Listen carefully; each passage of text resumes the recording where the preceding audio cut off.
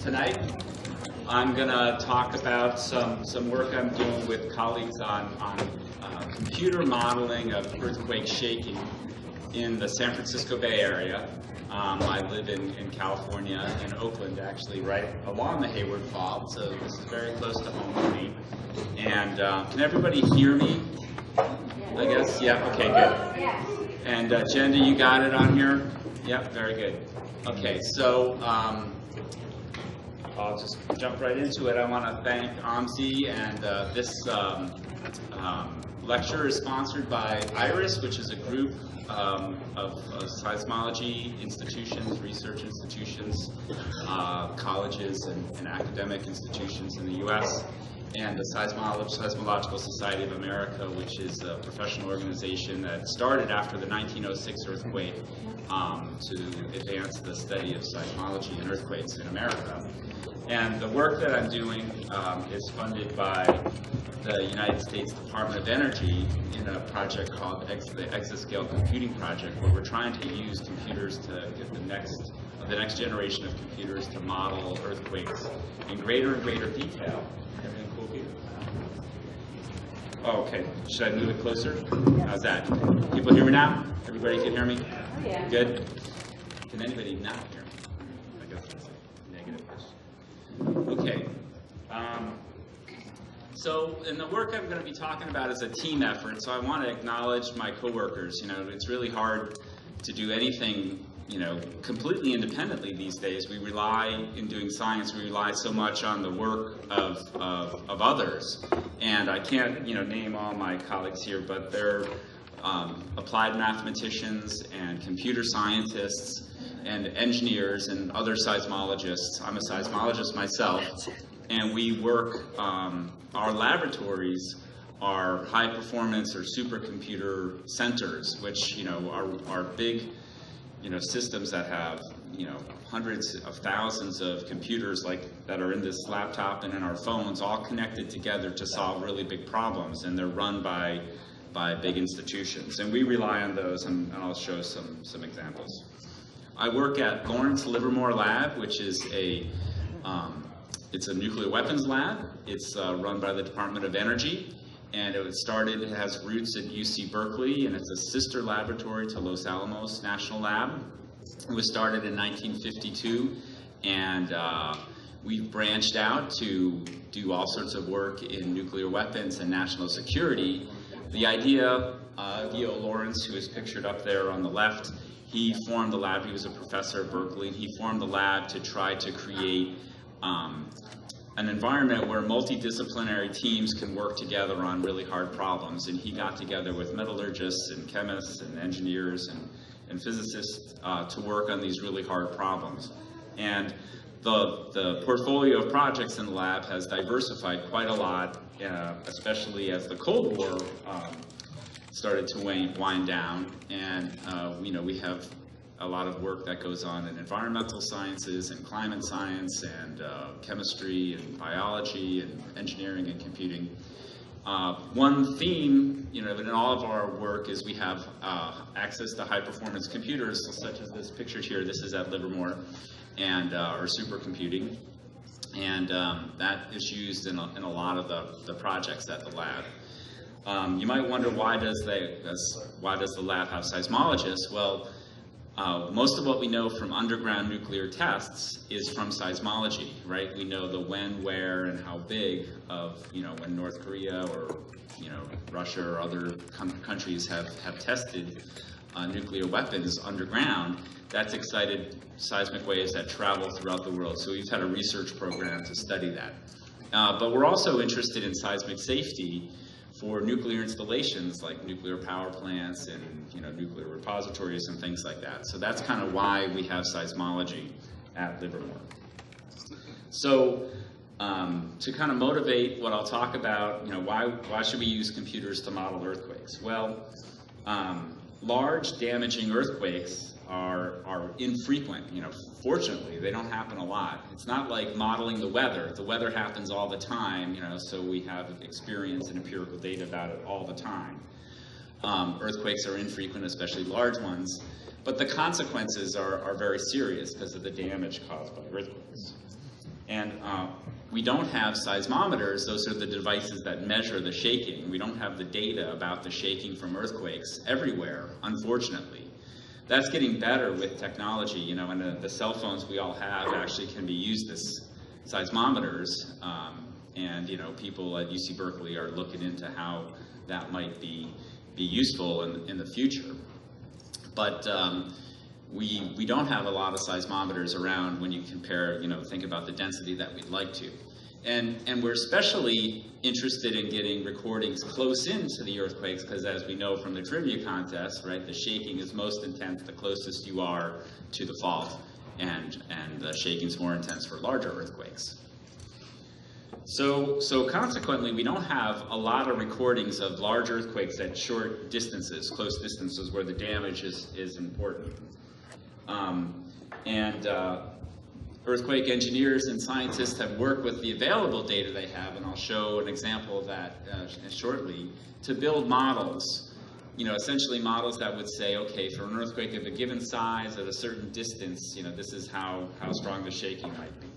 And that's an empirical approach, right? We're taking empirical data, observations, and we're putting them into a mathematical model, and out comes a prediction of, you know, for a given magnitude, a given distance, maybe a given soil condition, this is what the shaking might be. And ground motions, though, they depend on various factors. It depends on, you know, they depend on the magnitude. The larger the earthquake, the stronger the shaking. The closer you are, the distance, the closer you are to an earthquake, the stronger the shaking.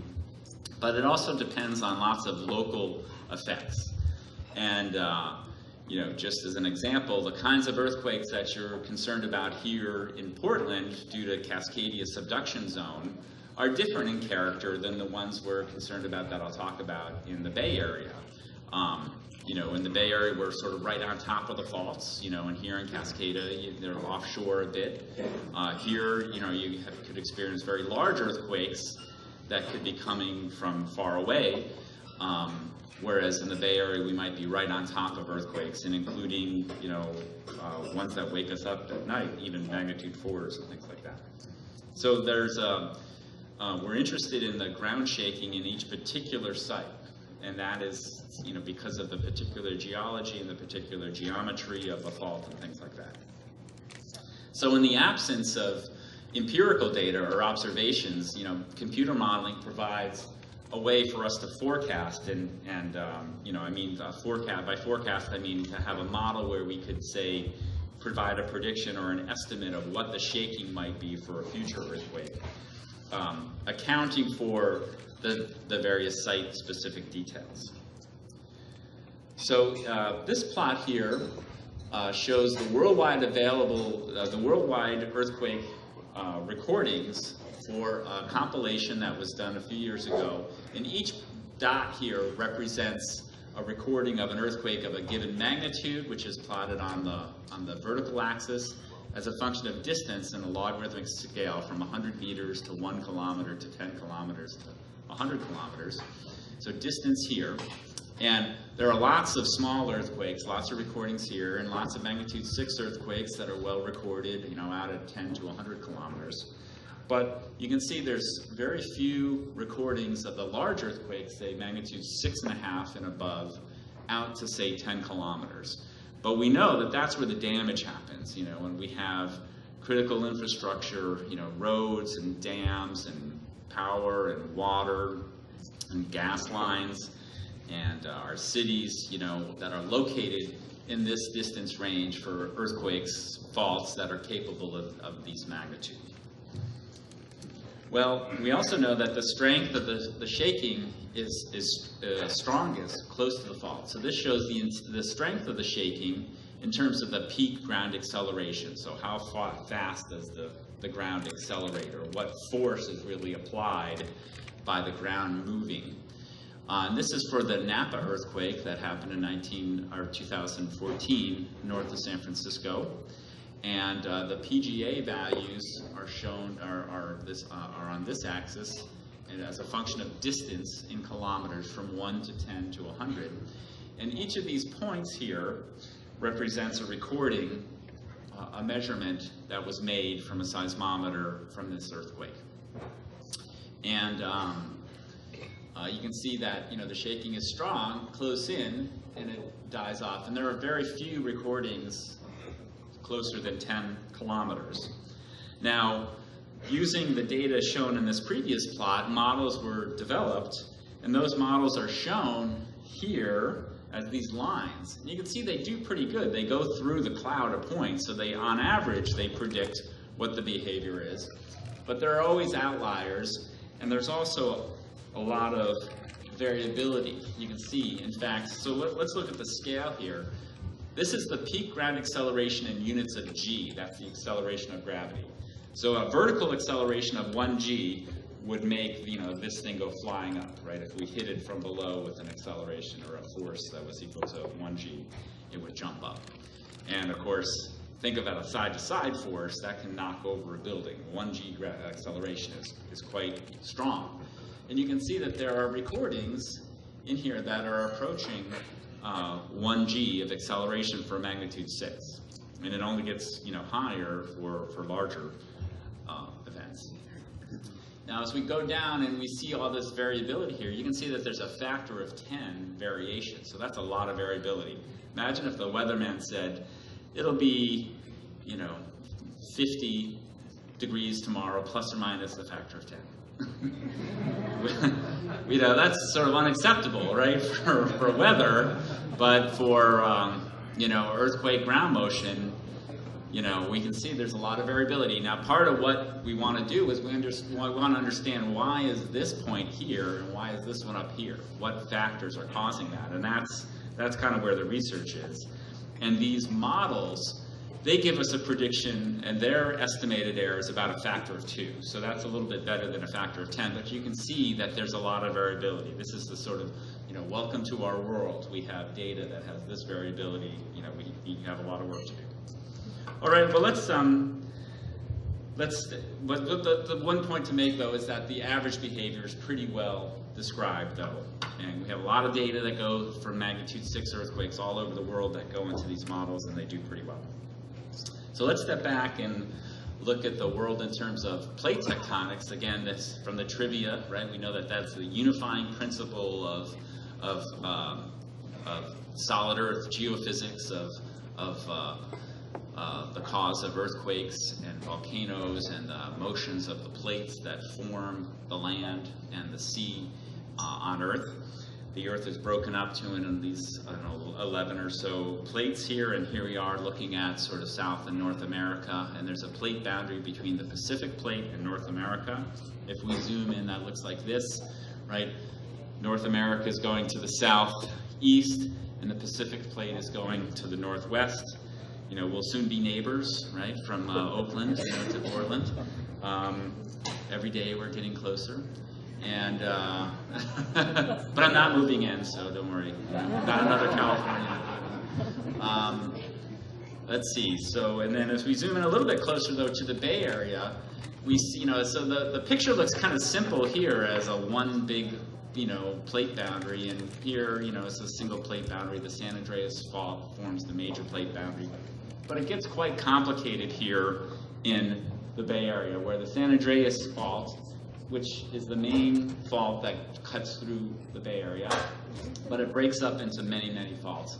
And it's similar in, you know, in Southern California, it's even more complicated. The faults break up into lots.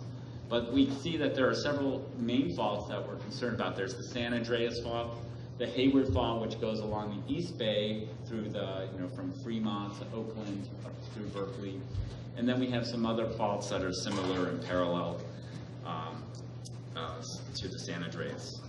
Now, seismologists look at seismic hazard. They look at the recurrence of earthquakes on faults and the levels of activity, and the size of what is the capability of the size of a earthquake on a specific faults, and they come up with estimates of the seismic hazard. This is one representation of that, where each fault is sort of given a probability, and the probability is measured as the probability of a magnitude 6.7 earthquake or larger on that particular fault in the next 30 years. and this was from 2014 to 2043, it looks like. And it's a 72% chance. So, and this is the life of most mortgages, right? So that's a common way to look at this. Is that, you know, you're likely to experience, you know, a major earthquake before you have finished paying your mortgage. So, you know, that's a 3 out of 4 chance, pretty much. But if we look at that, if we de-aggregate that, or look at the contributions from each particular fault, the Hayward Fault here in the East Bay and its extension, the Rodgers Creek Fault, which goes up through Santa Rosa and up the 101 corridor, has a 33% chance. And it's actually less than the San Andreas Fault, but the San Andreas Fault, remember, in 1906, it had a magnitude 7.9 earthquake that relaxed a lot of the strain energy that's built up, so it's less likely. This section here ruptured in Loma Prieta in 1989. With a 6.9 magnitude earthquake. So the Hayward Fault is generally considered to be, you know, the most dangerous fault in America, or you know, the most likely next Bay Area earthquake. Now, if we just look back at history, 150 years ago, in 1868, the Hayward Fault actually had a very large earthquake, and this was known as the Great San Francisco Earthquake before 1906. And it caused a lot of damage into there wasn't a lot of people living in the East Bay, and there wasn't a lot of structure, but what was there was very badly damaged.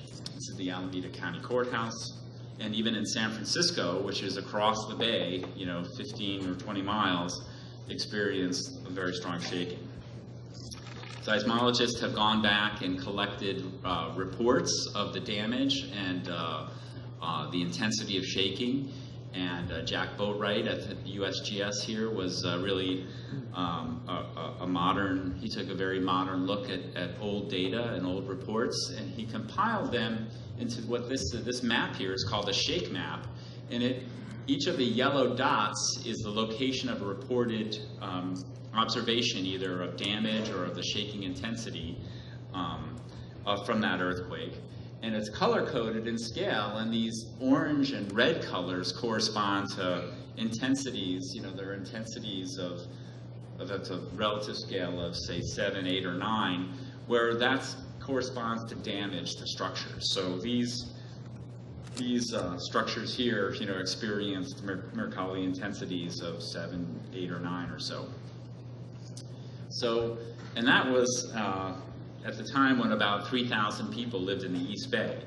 So fast forward to today, this is the population density in the Bay Area with San Francisco and the peninsula here, and the Hayward Fault sort of sketched in here, the dashed line. And you can see there's Oakland and Berkeley and Fremont there. There are, in the counties that make up the area in Alameda County, Contra Costa County, and Santa Clara County, probably about 2 million people that live within 10 kilometers of the Hayward Fault.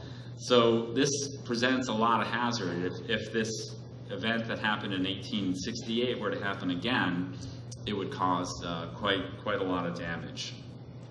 And in fact, there's evidence that there have been a lot of earthquakes like this. And the field of PaleoSeismology, it's a geologic study of earthquakes by digging into the ground across faults and looking at the disruption of the soil layers that are laid down, and looking at dating the materials where there are disruptions in the sediments. They seismologists and these paleoseismologists can estimate the size of the earthquake and then tag it to a certain date. And they've done that here, and there's a record of 12 earthquakes on the Hayward Fault going back almost 2,000 years. So we start here with event 1 at 1868, and going back in time, there are air bars, the vertical lines, you know, represent the air and the date from the carbon dating, essentially. But we can see in each of these events is located in time going back about 2,000 years. So the average recurrence time, it depends. If we take the last 5 That's 138 years plus or minus 60. If we look at all 12, it's 161 years plus or minus 60. If we look at the last 9, it's 151. So here we are, just last October was the 150th anniversary of this earthquake. So we're kind of right here, statistically where, it's more than half a chance that this event will happen again, probably in the next 30 years or before mortgages are paid. So, it's important to think about.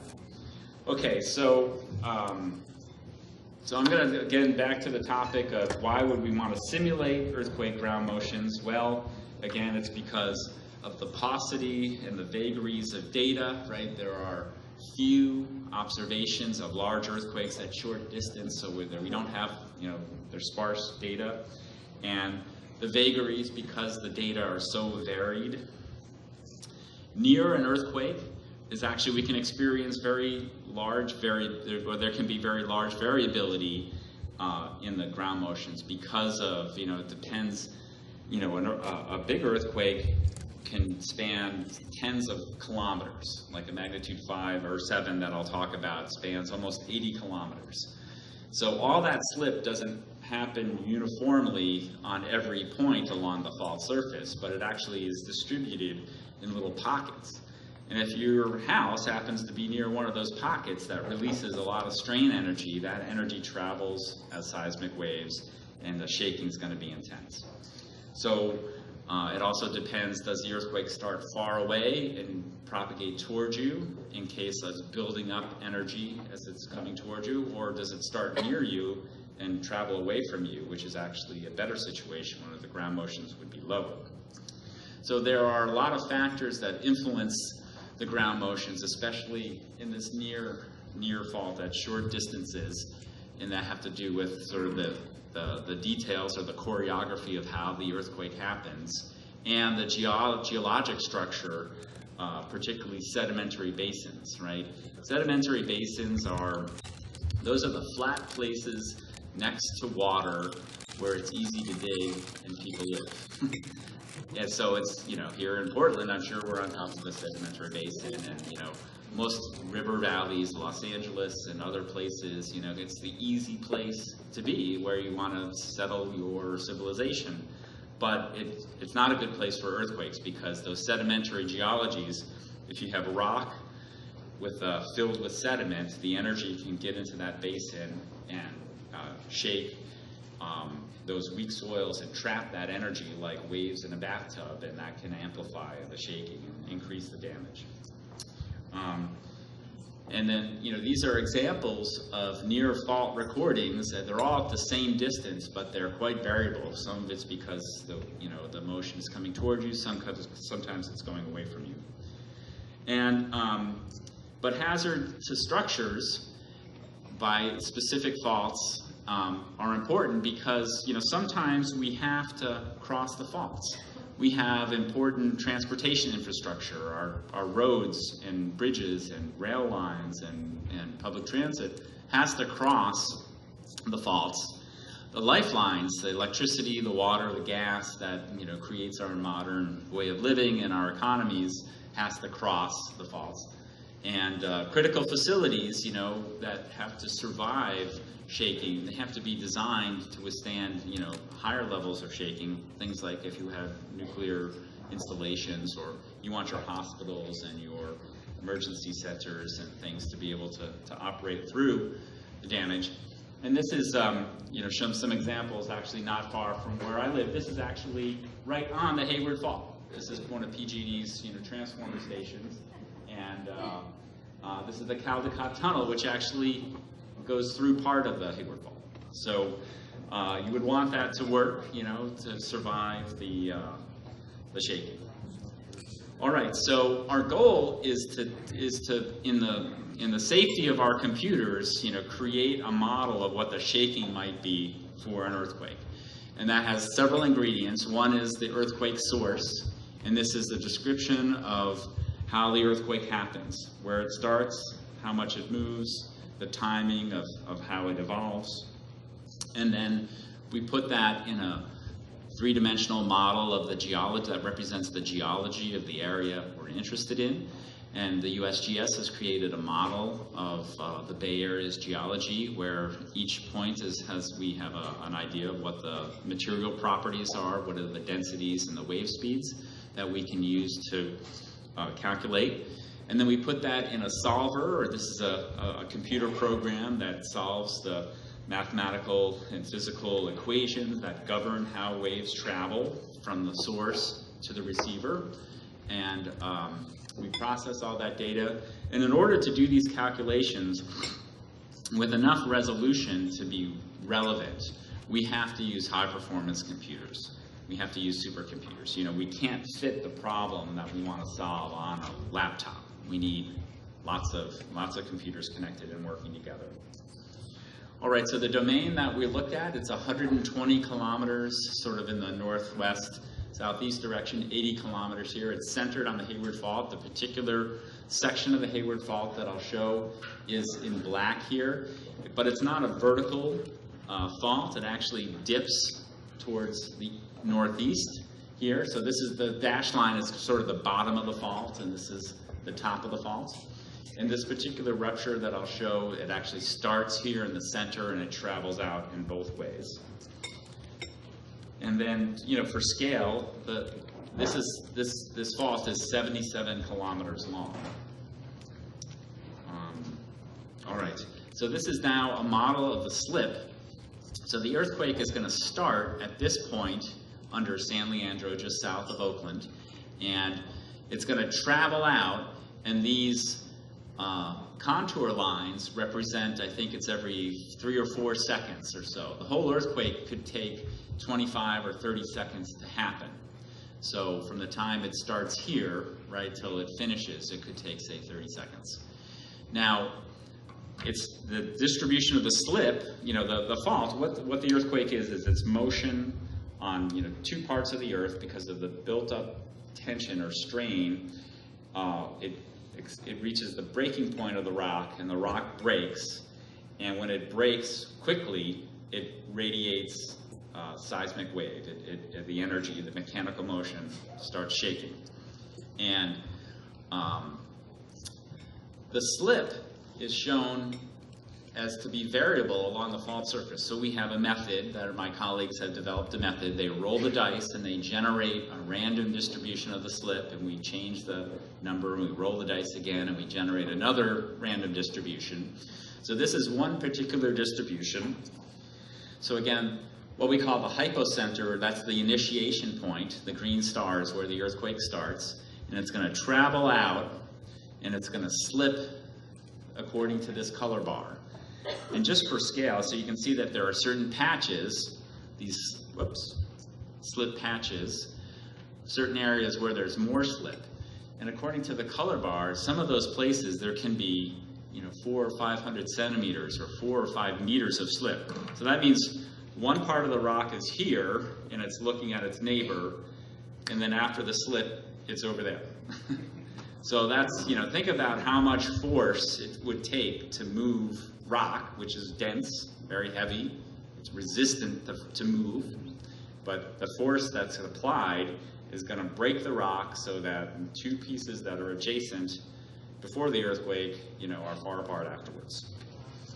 Okay, in the terms of the geology matters, right? The geology, the waves are going to travel through the earth, through the geologic medium, so we need to specify the properties, that is the seismic wave speeds. We have compressional waves, P waves, and shear waves, S waves.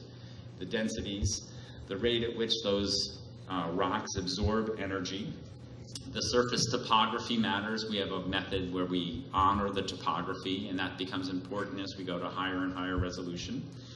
And this model that the USGS has, we link into it and we populate every point in a volume with the properties, the wave speeds and such, that are going to govern or control how the waves travel through that medium.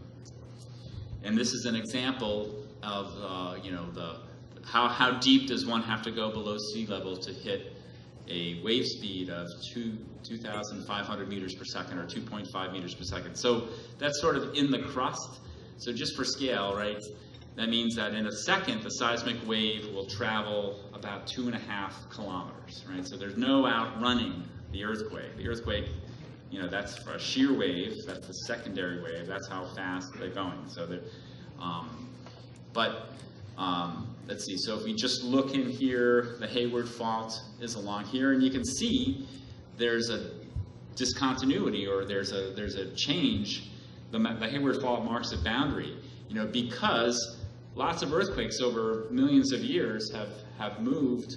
Well, let's see, let's get this right. Yeah, the material here is going, the material on the lower side here is on the west side of the Hayward Fault, and that's going up towards Portland, and this material here is going south. So we're shearing the earth, and we're actually you know, moving materials so that two rocks that were next to each other of the same kind, you know, well, that rock that was here is actually now down, you know, further south. So faults often have material discontinuity across them. But what's odd, too, is that the wave speeds are lower in the hills, and that's a little bit unusual. Okay, so a little bit about the method. So we take this volume of the Earth that's 120 by 80 by 30 kilometers, and we break it up into grid points, and we stretch them so they honor the topography up here. And we then assign the material properties. So this is a cut through the medium, and each of these intersections of points, the vertices there, would be a point where we represent, you know, the material properties.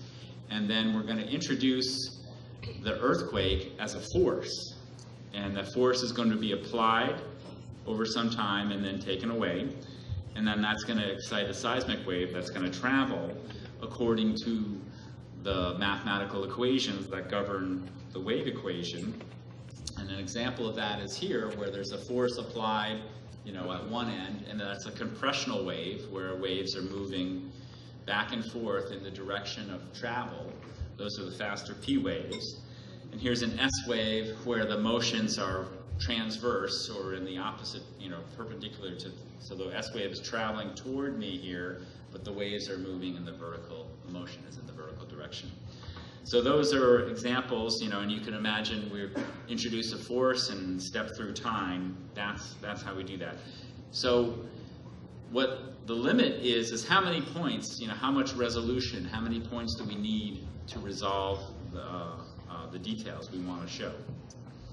Well, the mathematical methods that we have, we can represent a wave. We need 8 grid points. So here we show 8 grid points and how we would represent a sine wave. And if we wanted to represent a shorter wave or a higher frequency, remember, so the wavelength is the length in distance over which one cycle of the wave occurs. That's the measure from, say, crest to crest of a wave.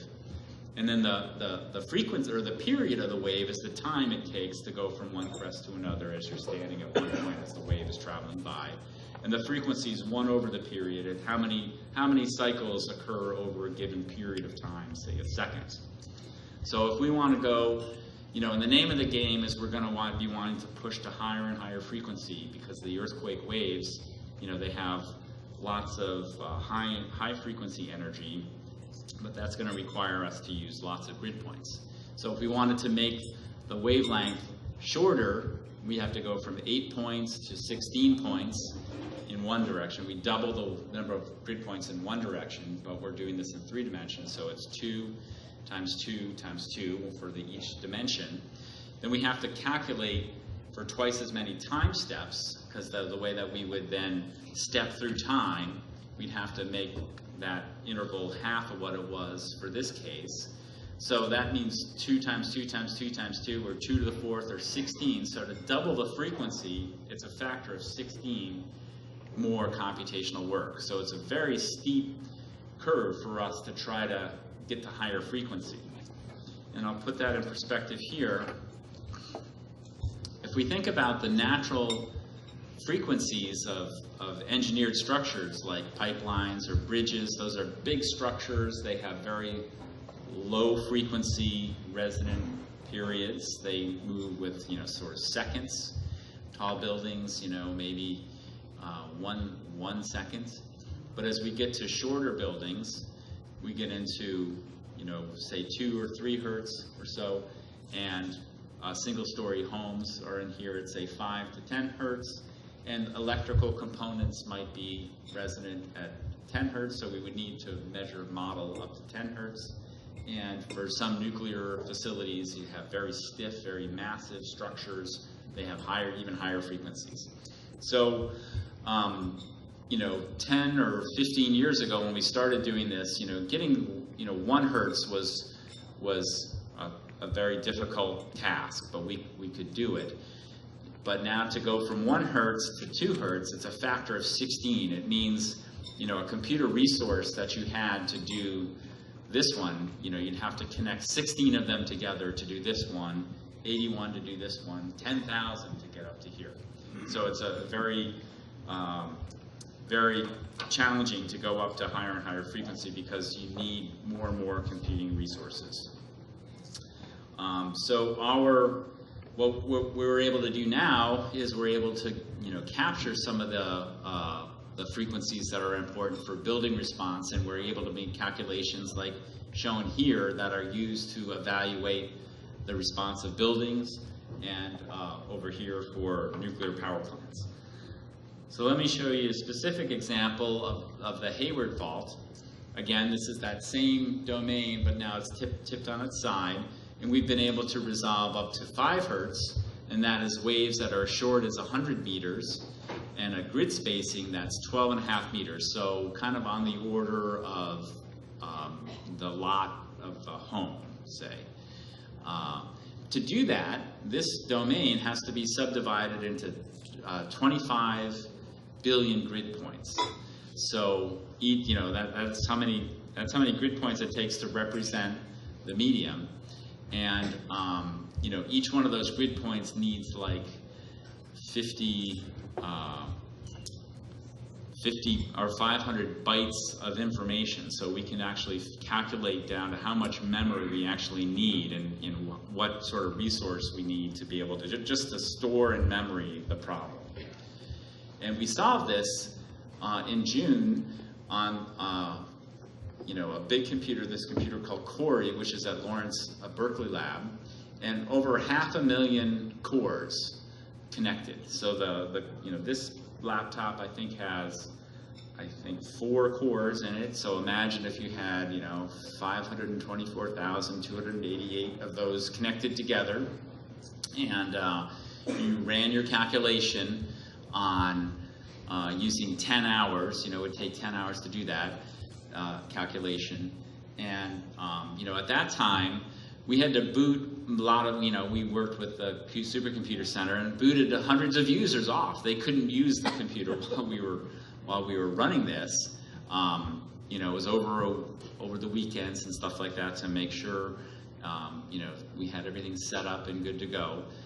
So this was quite an effort, and at the time this was the highest resolution calculation that we had done that had ever been done in the Bay Area. And I'll show an example here. So this is a snapshot of that, showing the intensity of shaking. So I'll show an animation here next. But this color map or color bar shows, the shaking in the blue values. Yeah, we would probably feel it, but it's not going to cause any damage. And in the green value, it'd be like, whoa, should we think about taking cover? And in the yellow area, it's like, oh yeah, that's definitely an earthquake. Maybe we should, make sure we're in a safe spot. And as you start to get into the orange and the red, it would be like, get under a table. There could be damage. Things could start flying off the shelves at that level. So in this particular snapshot, you can see a fair amount of orange and red near the fault. But this is just a snapshot. So here now, let's see if I can. There it is. Okay. Where's my mouse here? Let me try to stop this for a second. Okay. So there's a snap. So you can see it starts. It starts, at the star there, and the waves travel out, and they're they're generated by slip on the fault, which is going into the board here. And the earthquake is still evolving. Whoops. There, so I'll start it up again. So we'll go back. You can see it moving out and then starting to intensify.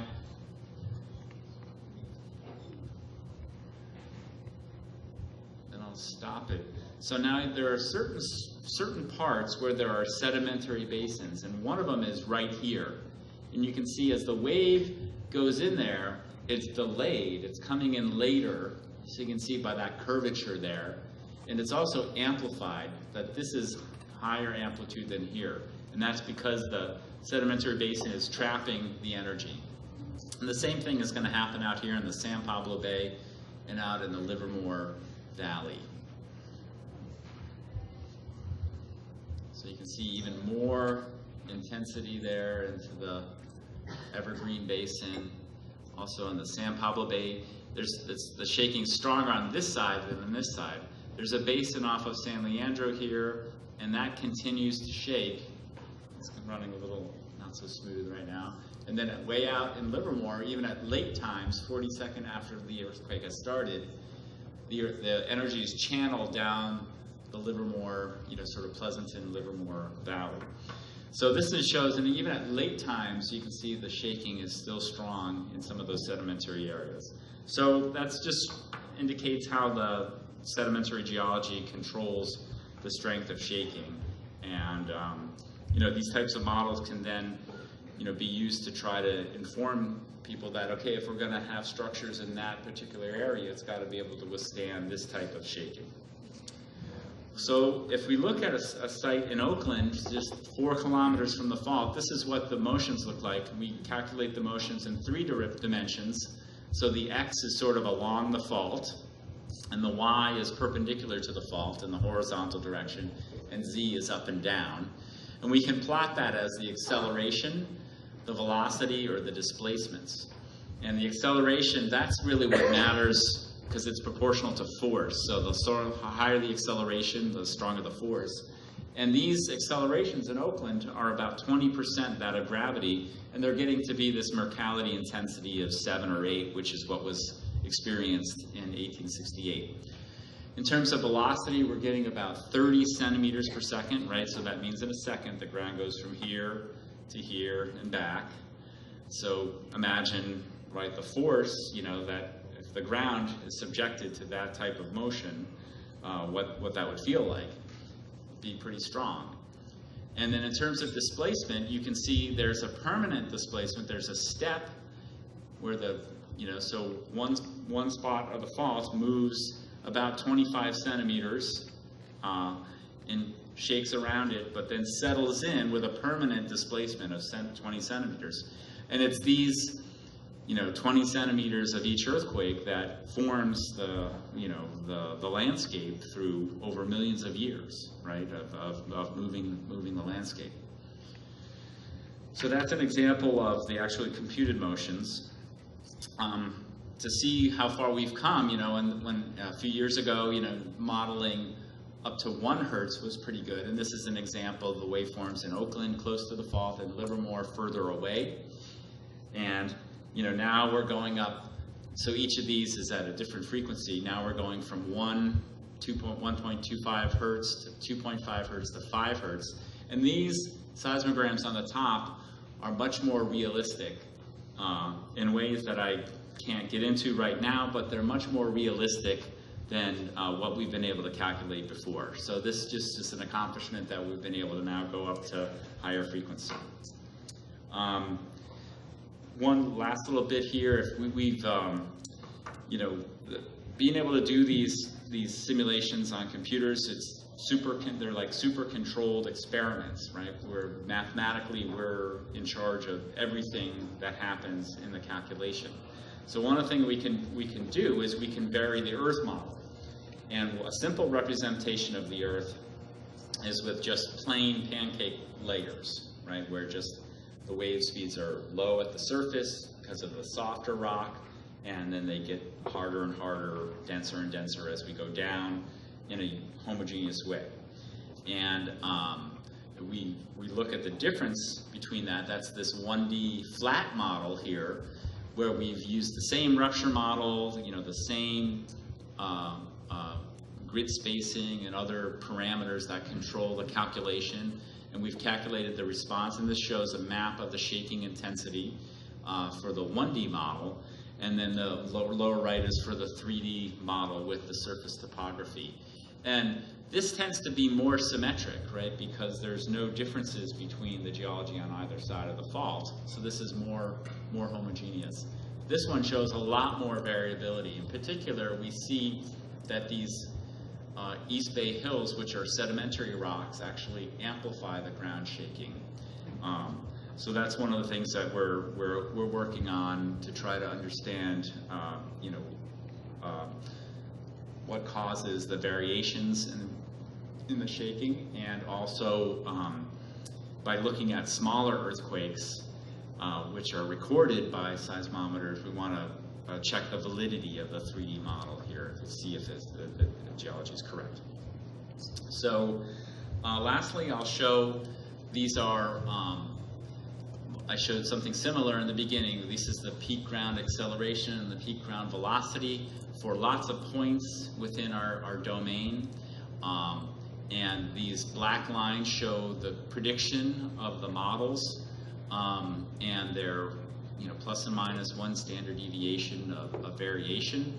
And we're very excited to see that, you know, that our data are sort of clustered around the predictions from the empirical models, which are derived from, you know, magnitude 7 earthquakes in Turkey and you know, China and Taiwan and California and all over the place. Similarly, with the peak ground velocity, even at close range, we're matching the variability that's seen, and this gives us some confidence that what we're modeling is correct.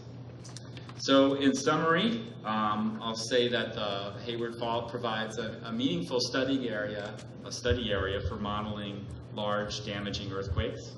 It's a highly urbanized, you know, has a very large, dense population, especially in the East Bay, and it's been 150 years since the last major earthquake, and we're really close to the recurrence time for another large earthquake, so it behooves us to get ready for it. And the recent improvements in our methods are enabling us to calculate higher resolution and run our calculations in shorter times, or shorter run times. So we can, you know, look at lots of examples, or lots of scenarios. And this is due to advances in the numerical and computational methods, but also access to the world-class computing platforms that exist. And our computed or simulated ground motions they show good agreement with empirical models across a wide frequency band that hasn't been seen before, and it's very encouraging. We want to continue to look into this more. You know, the average values and the scatter that we see are similar to the empirical model, so that's good. The 3D model shows more scatter, as we'd expect, because of the variations in the geology.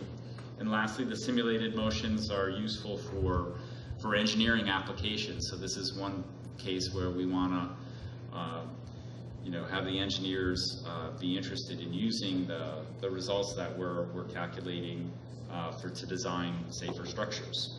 And I'll stop there. Thank you very much.